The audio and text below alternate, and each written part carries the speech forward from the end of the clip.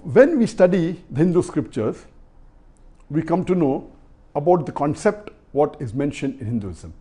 But what the common Hindu believes is in the concept of the cycle of birth, rebirth and birth, called as samsara by the Hindu scholars, or it's also called as the cycle of reincarnation. And when we read the Hindu scriptures, we come to know it's mentioned in Bhagavad Gita, chapter number 2, verse number 22, that like a person wears new garments and new clothes and throws away the old clothes, similarly the soul puts on a new body and gives up the old body. Based on this, they have the concept of samsara. But when we read the Vedas are the most authentic and the highest amongst all the Hindu scriptures. It is highest in authority. When we read the Vedas, it talks about the Punarjanam. Punar in Sanskrit means next, Janam means birth. So Punarjanam means next birth.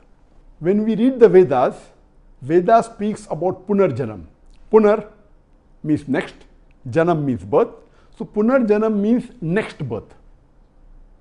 Nowhere does the Veda speak about birth, then death, then rebirth, then death, then rebirth. Nowhere. This is the concept given by the Hindu scholars and Pandits.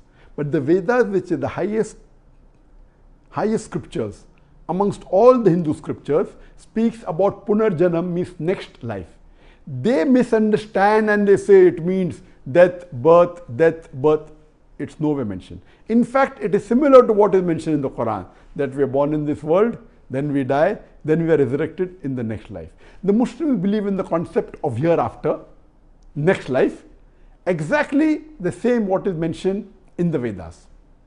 Now, let us try to understand why do the Hindu scholars speak about the samsara, that is the cycle of birth, death, rebirth, or the cycle of reincarnation?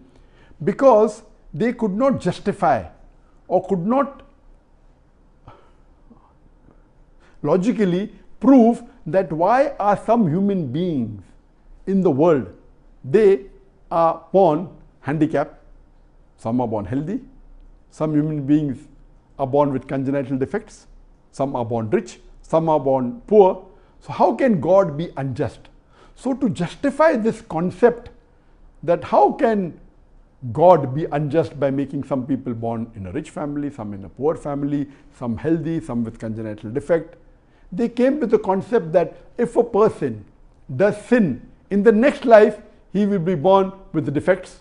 He may be born poor, he may be born with congenital defect, he may be born handicapped. So this is how they justify.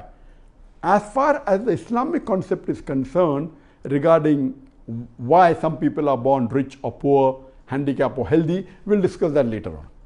But first let us try to understand that is this concept of samsara, the theory of reincarnation or the cycle of birth, death and rebirth, is scientific or not. What the Hindu scholars, they say that the living creatures keep on being born in different types, and the highest is the human being.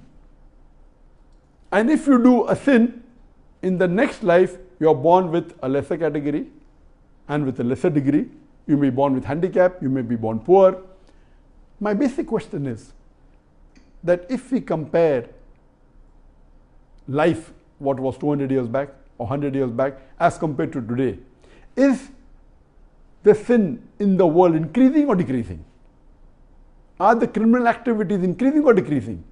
And any logical person will tell you that sin in the world is increasing. The criminal activities are increasing. The illegalities are increasing. So if the sin is increasing, logically the human beings in the world should decrease. But when we check the population of the world, every year the world population is increasing. Previously it was few thousand human beings, then became 100,000, then became million, then became billion. Today it is 7.75 billion.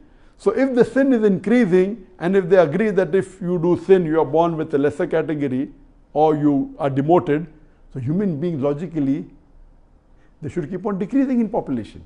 So scientifically this concept doesn't hold water. Again, if you read the Hindu scriptures, it talks about Swarg and Nark, talks about paradise and hell. So if a person does good deeds, his karma are good, he goes to Swarg. If he does bad deed, he goes to Nark. Now the reason he goes to Swarg is, it is a reward given by Almighty God to him. And the reason he goes to Nark, hell, it is a punishment. So imagine Almighty God puts a human being into Swarg because he wants to reward him for his good deed. Then he puts him into Nark because he wants to give punishment. So once a reward is given or a punishment is given, when the human being comes back to the earth, when he's reborn, why is he born as a handicap? Why is he born poor? If the punishment is already given to him in hell, it is illogical for God to make him reborn in this world with a congenital defect, make him reborn as a poor person. Why? So the concept of heaven and hell together with the cycle of birth rebirth doesn't match logically at all.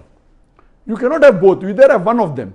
If you believe that if he's done some bad deeds in the next life, he'll be born inferior or with congenital defect or in poverty, then where is the concept of heaven and hell? So saying that the Hindu philosophy that is explained by the Pandits is totally unscientific and illogical. But what is spoken in the Vedas is correct. The Veda speaks about Punarjanam, the next life, same as what the Quran says and what the Hadith says.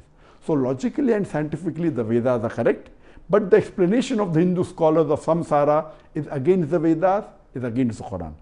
The concept of the Vedas matches with the concept of the Quran. And regarding